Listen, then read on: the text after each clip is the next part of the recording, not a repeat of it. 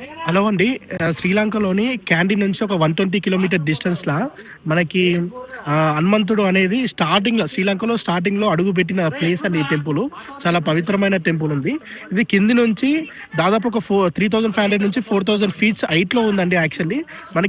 మన క్యాండీ నుంచి కిందికి బస్ వరకు రావాలా. మళ్ళీ బస్సు పైకెక్కవు. అక్కడ నుంచి మళ్ళీ ఆటోస్‌తో రావాలా. ఒక్కసారి చుట్టుపక్కల వెదర్ చూడండి చాలా బాగుంది ప్రెజెంటు.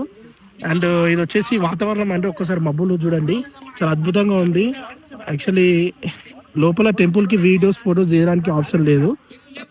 ఒక్కసారి చూడండి వాతావరణం చాలా బాగుంది యాక్చువల్లీ. అంటే హనుమంతుడు స్టార్టింగ్‌లో శ్రీలంకలో అడుగుపెట్టిన ప్లేస్ అండి ఇది. చాలా పవిత్రమైన ప్లేసు. టెంపుల్ గిట్ట చాలా అద్భుతంగా చాలా బాగుంది. చాలా మంది పబ్లిక్ వస్తున్నారు. మంచి పుణ్యక్షేత్రం అని చెప్పొచ్చు ఇది. చాలా హైట్‌లో ఉంది. ఆ మేఘాలు, మబ్బులు ఎవ్రీథింగ్ చాలా బాగున్నాయండి.